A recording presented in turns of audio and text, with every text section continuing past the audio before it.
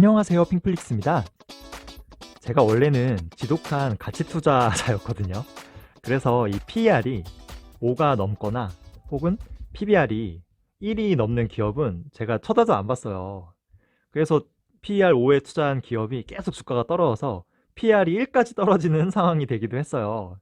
지금 보니까 이게 PER2더라고요. 이게 예전과 달리 이 PER이나 PBR이 투자에 좀 잘 맞지 않거든요. 이거는 세상이 이 저금리 그리고 저성장 시대로 바뀌었기 때문이에요.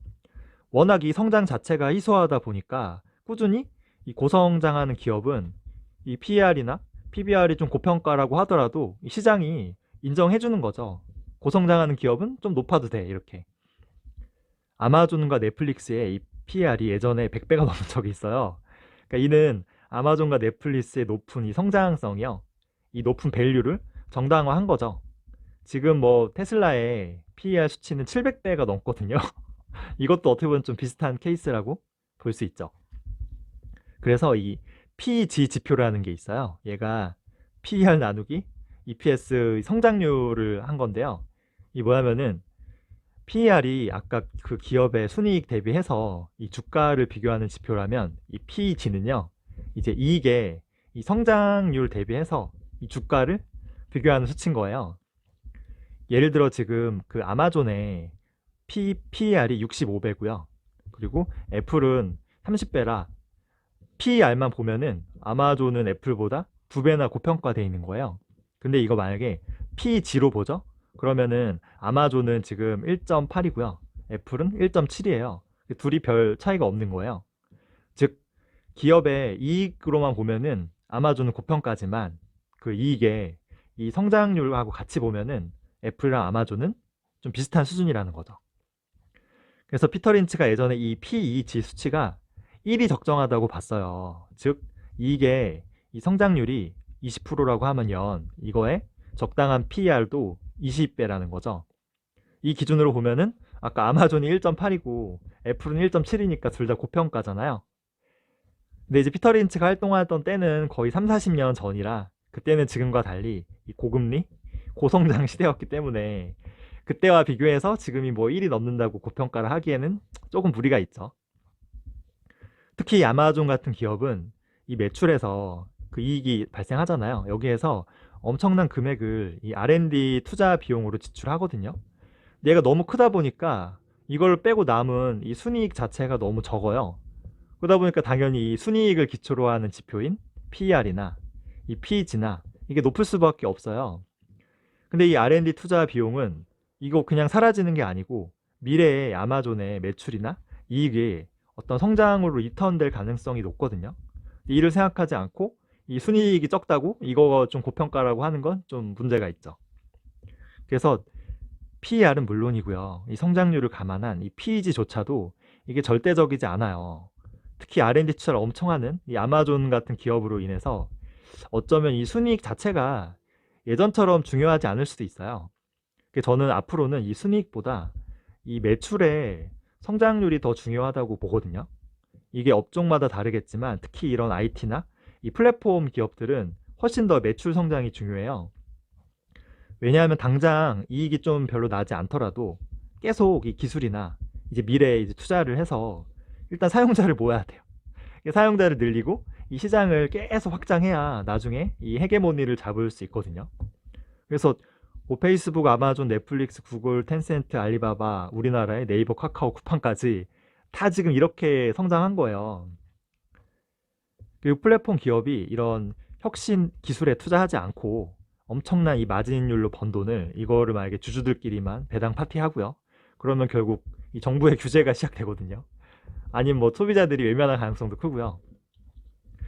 또 이 영업이익에 너무 취해서 이 방심하게 되면요, 결국 엄청나게 이 투자에 올인한 이 경쟁자로부터 이 추격당할 수도 있거든요. 인류의 역사를 돌이켜 보면은 늘 이게 반복돼요. 그래서 영업이익률이 너무 높은 거는 장기적으로 기업에게는 독이 될 수도 있죠. 그래서 앞으로 이 순이익의 이 성장보다 오히려 이 매출의 성장이 훨씬 중요하다고 하면요, 아까 순이익의 성장률 대비 주가를 판단하는 PEG 지표가 있었잖아요. 그럼 매출 성장 대비 주가를 판단하는 방법은 없을까요? 제가 찾아봤는데 없더라고요. 그래서 제가 직접 이 계산을 한번 해봤습니다. 그 전에 이제 PSR 지표를 알아야 되는데 이거 어려울 것 없이 개념은 쉬워요. 아까 PER이 기업의 이익 대비 주가를 알 수 있는 지표잖아요. PSR은 기업의 매출 대비 주가를 알 수 있는 지표예요. 둘 다 낮으면 낮을수록 이제 주가가 저평가인 거죠. 제가 주요 기업의 이 PSR 수치를 비교해 봤는데요. 보시면은 매출 대비 시총이 가장 낮은 이제 1위가 아마존이죠. 그다음에 알리바바, 뭐 애플 순이고요. 반면 뭐 구글, 페이스북, 마이크로소프트, 테슬라는 PSR 수치가 꽤 높죠. 이게 그 영업 그 이익률이랑 관련이 있는데요. 이게 이익률이 만약에 너무 높으면은 당연히 매출 대비 순이익도 크겠죠. 그럼 당연히 밸류에이션 가치를 높게 평가받고 매출 대비 주가가 높을 수밖에 없어요. 반면에 아마존 같은 기업은 엄청난 그 R&D 지출을 하고 있기 때문에 이 이익률이 낮죠. 그러다 보니까 당연히 매출 대비 밸류에이션을 못 받고 이 PSR 수치도 낮아진다고 볼 수 있어요. 테슬라의 경우는 이제 영업이익률이 높다기보다는 얘는 성장에 대한 프리미엄을 많이 받았기 때문인데요. 그래서 만약에 이 PSR 수치에 아까 그 매출의 성장률을 대입하면은 그러면은 이제 매출의 어떤 성장하는 거 대비해서 이 주가가 비싼지 싼지 좀 알 수 있을 거 아니에요. 아까 테슬라의 엄청난 이 PSR 그 수치가 합리화될 수 있을지. 그래서 아까 기업의 그 이익의 성장 대비 주가를 비교하는 이 PEG 수치랑 개념은 똑같아요. 일단 매출 성장률을 제가 좀 비교해 보면요. 테슬라가 역시 매출 성장은 1위입니다. 이거는 작년 코로나 사태 때문에 이 기저효과가 너무 커요. 그래서 좀 바이어스가 너무 많이 낀 것 같아서 이제 5년 평균 매출 성장률로 계산을 했고요. 그 핀비즈란 사이트를 참조했습니다. 어쨌든 테슬라가 매출 성장 1위고 알리바바, 페이스북, 아마존 이 네 기업이 역시 성장률 면에서는 좀 훌륭하죠. 오히려 마이크로소프트, 애플은 성장률이 좀 낮죠. 그래서 여기에 아까 얘기한 이 PSR 수치를 한번 대입해 볼게요. 그래서 이건데요. 얘가 1이면 매출 성장과 PSR 수치가 똑같은 거고 낮으면 낮을수록 이제 주가가 저평가라고 볼 수 있죠. 매출 성장 대비해서. 그래서 알리바바, 아마존 두 기업이 가장 돋보이죠. 그렇죠? 아마존은 워낙 얘는 마진이 박하거든요. 근데 알리바바는 마진이 있는데도 굉장히 저평가잖아요. 이게 최근 정치적 이슈로 이 성장성 대비 주가가 너무 저평가라 그런 것 같아요. 반면 마이크로소프트랑 애플은 이 지표가 굉장히 고평가죠. 이게 영업이익률이 높은 것도 있는데 지난 5년 동안 매출 성장이 너무 낮았기 때문도 있어요. 이런 기업들은 원래 수익성이 좋기 때문에 이런 매출 성장과 비교하면 좀 불리하니까 이것만 갖고 얘네가 나쁜 기업은 절대 아닙니다. 한번 1년 포워드 이제 PER이랑 그리고 이 영업 성장을 계산하는 PEG 수치도 계산해 봤어요. 매출 성장과 순이익을 비교해 본 거죠. 이것도 특이한 수치인데 알리바바랑 페이스북이 가장 좀 저평가죠. 그러니까 이게 매출 성장 대비해서 이 순이익도 좋다는 얘기예요. 이 두 기업이. 이런 식의 비교는 이제 과거 5년간의 이 성장률을 바탕으로 했기 때문에 이게 과거의 성장이 미래에도 계속 이어진다는 보장은 없잖아요. 그쵸? 미래에는 뭐 누구도 알기 힘들지만 저는 꾸준한 이 기술 개발과 그리고 이 카펙스 투자가요. 결국에 이 미래의 성장으로 리턴 된다고 믿거든요. 그래서 제가 직전 1년에 이 기술 개발, 이 R&D 투자 금액을 비교해 봤어요. 보시면은 역시 아마존 1위입니다. 진짜 넘사벽이에요. 이게 우리 돈으로 50조 원이 넘거든요. 1년 동안 50조 원을 넘게 쓴 거예요. 2위 구글하고도 거의 2배 차인데요. 점점 차이가 벌어지고 있죠. 그리고 보시면은 마이크로소프트, 애플, 페이스북이 비슷한데요. 이 페이스북의 규모 대비하면 이것도 엄청난 거예요. 얘네보다 훨씬 작은 기업이잖아요, 페이스북이. 이게 창업자가 페이스북이 제일 어리잖아요. 그것도 좀 본격적인 투자와 관련이 있는 것 같아요. 그래서 제가 이번에는 각 기업의 이 시가총액과 이 R&D 투자를 비교해 봤는데요. 원래 R&D 투자 금액은 이제 매출이랑 많이 비교하는데 시총이랑 비교는 거의 하지 않아요. 근데 저는 이것도 기업의 이 사이즈 대비해서 얼마나 미래에 투자하고 있는지 알 수 있는 좀 참고가 될 것 같아서 계산해 봤어요. 보시면은 시총 대비 R&D 투자 금액도 1위는 아마존입니다. 그쵸? 절대적인 규모랑 시총 비율 둘 다 1위예요. 역시 고객 만족과 이제 미래에 성장에 올인하고 있는 그런 기업답죠. 페이스북도 괜찮은 편이에요. 그래서 알리바바가 투자를 늘리고 있는데 아직은 많이 부족하죠. 그리고 애플이나 마이크로소프트는 시총 대비 투자 비율이 많이 낮죠. 이게 R&D 투자를 많이 안 해서 이 이익률이 높은 걸 수도 있어요. 테슬라는 좀 워낙 저세상 기업이니까 잠시 논외로 할게요. 그 R&D 투자와 함께 이 캐펙스 투자라고 하죠. 이것도 같이 비교했는데요. 이 현금 흐름표에서 캐시프로 인베스팅 액티비티 이 수치를 같이 비교했어요. 실제로 미래에 이제 투자로 현금이 나간 금액인데요. 역시 아마존이 넘사벽 1위입니다. 우리 돈으로 이게 66조 원이 넘거든요. 진짜 대단하죠. 더 놀라운 거는 2위가 알리바바라는 거예요. 이 구글보다 많이 투자했거든요. 와, 이거 그리고 이 페이스북도 장난 아니죠. 구글이랑 비슷하죠. 반면에 이제 마이크로소프트, 애플, 테슬라는 좀 너무 적죠. 특히 애플은 시총 1위 기업인데 얘네가 시총 대비하면은 좀 너무 초라해요. 이게 아마 주주들에게 이익을 다 퍼줘야 되기 때문에 그런 것 같아요. 그래서 이 카펙스 이 투자 금액도 이 시총이랑 한번 비교를 해봤어요. 역시 아무도 하지 않는 저만의 비교법인데요. 놀랍게도 이 시총 비율 대비해서는 알리바바가 1위입니다. 거의 시총의 6%를 투자하고 있어요. 아마존하고 거의 2배 차이거든요. 그러니까 알리바바가 지금 중국 정부에 찍히고 진짜 힘든 상황인데 그래도 미래에 아낌없이 투자하고 지금 베팅하고 있는 거예요. 페이스북과 구글도 뭐 꽤 괜찮은 편인데 아무래도 구글이 조금 낮아졌죠. 이게 창업자가 은퇴한 것과도 좀 관련이 있는 것 같아요. 제일 이거 꼴찌는 마이크로소프트, 애플, 테슬라죠. 이게 R&D든 카펙스든 시총 대비해서 가장 적게 투자하고 있어요. 근데 이제 마이크로소프트와 애플은 워낙 수익성이 좋으니까 어느 정도 이해는 가는데 테슬라는 좀 이제 진짜 미래에 대한 어떤 꿈 대비해서 주가를 좀 많이 땡겨온 느낌이 좀 강합니다.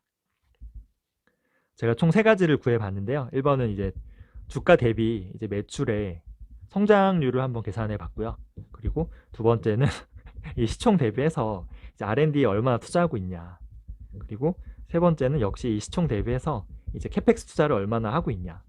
그래서 이제 매출 성장 대비해서 주가가 비교적 저평가된 기업은 알리바바랑 그리고 아마존 그리고 페이스북이죠. 그리고 시총 대비 R&D 투자가 가장 많은 기업으로는 역시 아마존이랑 페이스북. 그리고 이 캐펙스 투자가 가장 많은 기업은 역시 알리바바, 아마존, 페이스북이죠. 결론적으로 최근 5년 동안 이 매출 성장이 가장 높았고 이 미래의 성장을 위해서 가장 많은 적극적으로 투자하고 있는 기업은요. 이 아마존과 그리고 이 페이스북 그리고 이 알리바바라는 거를 알 수 있죠. 반면 이제 애플이나 그리고 이 마이크로소프트는 얘네도 물론 투자 미래 엄청 하고 있죠. 근데 아까 이런 기업들처럼 올인하는 느낌은 아니고요. 이게 수익성도 어느 정도 신경을 쓰는 것 같고 이 주주들에 대한 이 보상도 챙기는 느낌이에요. 구글도 약간 수치로만 보면은 얘네도 미래에 올인하기보다는 점차 이 애플이나 마이크로소프트 쪽으로 가고 있는 것 같아요. 자사주 매입은 이미 하고 있고 아마 조만간 배당도 시작할 것 같거든요. 그래서 같은 이 빅테크 뭐 플랫폼 기업이라 할지라도 미래의 성장에 이제 올인하는 아마존, 알리바바, 페이스북 같은 기업도 있고요. 이 수익성과 주주들의 환원에 더 신경 쓰는 마이크로소프트, MS 같은 이런 스타일이 다른 기업이 있다는 거예요. 그 사이에 뭐 구글도 껴있겠죠. 그래서 어느 스타일의 기업이 더 좋냐고는 뭐 누구도 말할 수 없죠.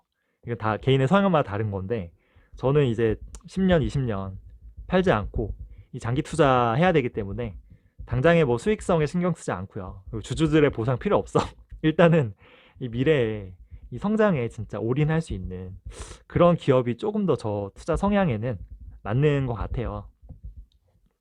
제가 나중에 충분한 이 부자가 된다면은 그때 이제 뭐 수익성이나 ROE 그리고 이 주주 환원에도 좀 충실한 뭐 애플이나 마이크로소프트 같은 그런 투자 비중도 좀 늘리게 되지 않을까 싶어요. 그때 되면 이제 구글의 배당으로 생활이 가능했으면 좋겠습니다. 주의할 점이 있는데 제가 처음에 이 수치를 비교할 때 그 인텔이나 AMD, 엔비디아, TSMC 같은 이 반도체 기업도 같이 원래 비교했었는데 이 시총 대비 가장 많은 이 R&D나 이 캐펙 투자를 하는 곳이 아까 얘기했던 아마존, 알리바바, 페이스북이 아니에요. 이 기업이더라고요. 인텔이에요, 인텔. 그것도 1년만 단기적으로 한 게 아니고 5년 동안 거의 비슷한 금액을 인텔이 투자했더라고요. 가장 많이 투자한 건 오히려 2016년이었어요.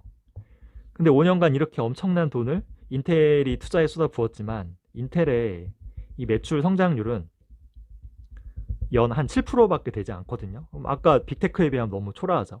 그러니까 이게 이런 투자가 반드시 미래의 성장으로 이 리턴되지 않는다는 걸 알아야 돼요. 그래서 이거를 투자도 잘할 수 있는 기업에 투자해야 돼요. 저는 이런 점에서는 인텔이나 삼성 같은 이 제조업보다는 무형의 서비스를 파는 이 소프트웨어나 IT 기업이 좀 더 유리한 것 같아요. 제조업이 만약에 매출이 100% 이게 2배 성장을 하려고 하면은 이게 이 소재나 부품, 장비, 공장까지 다 2배로 이게 늘려야 되는데 이게 쉽지가 않죠. 지금 ASML의 이 EUV 장비는 좀 뭐 받고 싶어도 줄 서야 되잖아요. 그쵸? 근데 이제 이 플랫폼이나 IT 소프트웨어 기업들은 만약 매출이 2배 성장하려고 하면은 얘는 클라우드 서버만 빌리면 끝이거든요. 그러니까 당연히 이런 제조업보다는 마진도 훨씬 좋고요. 그리고 성장도 훨씬 쉽죠. 이게 제가 이런 IT 플랫폼 기업을 좋아하는 이유가 이런 거에 있어요. 물론 그렇다 해도 저는 하드웨어나 그리고 이 소프트웨어 플랫폼 가리지 않고 이 꾸준한 이 기술 개발과 이 투자, 이 노력은 배신하지 않는다고 믿어요. 반드시 이런 거는 보답을 받게 돼 있어요. 인텔도 한물간 기업으로 보는 사람도 많은데 저는 지금 떠나간 인재들을 다시 불러 모으고 있고요. 묵묵히 지금 계속 미래에 투자하고 있거든요. 좀 결국은 이게 좀 좋은 모습을 좀 보여주지 않을까 싶어요. 자회사인 이 모빌아이도 계속 성장하고 있거든요. 그래서 오히려 지금 인텔 주가가 다른 반도체 기업 대비하면 굉장히 저평가가 아닐까 싶기도 해요. 물론 뭐 인텔뿐 아니고 뭐 페이스북, 아마존, 구글, 알리바바, 텐센트 같은 꾸준히 이제 기술을 개발하고요. 미래에 이렇게 투자하는 회사는 결국은 이 미래에 성장으로 전 리턴 된다고 믿거든요. 저보다 훨씬 똑똑한 이 회사들의 인재들이 알아서 열심히 잘 해줄 겁니다. 제가 세 줄 요약하면은 이 성장에 올인하는 기업이 어디냐 봤더니 아마존, 그리고 페이스북, 그리고 또 제가 좋아하는 알리바바, 이런 기업들이죠. 그리고 꼭 이런 투자가 미래의 성장으로 리턴되지는 않을 수도 있어요. 그래서 어쩌면 이런 걸 예측할 수 있는 인사이트가 가장 중요할 수도 있어요. 근데 저는 그래도 정말 이 꾸준한 이 기술 개발과 그리고 이 노력, 이 투자, 이런 거는 반드시 언젠가는 열매를 맺을 것이다. 저는 이런 기업들이 결국은 성장하고 그 과실을 맺을 거라고 믿습니다. 참고로 제가 계산한 이런 지표는 이 정통적인 가치 투자나 이 전문가들이 하지 않는 방법이거든요. 그래서 이거를 그냥 참고만 하셔야지, 이 지표만으로 주가를 평가하고 이 투자하는 거는 너무 어리석은 일임을 다시 한번 밝혀드립니다. 준비한 내용은 여기까지고요. 궁금하신 내용은 댓글로 편하게 좀 남겨주세요. 좋아요와 구독 꼭 눌러주시고요.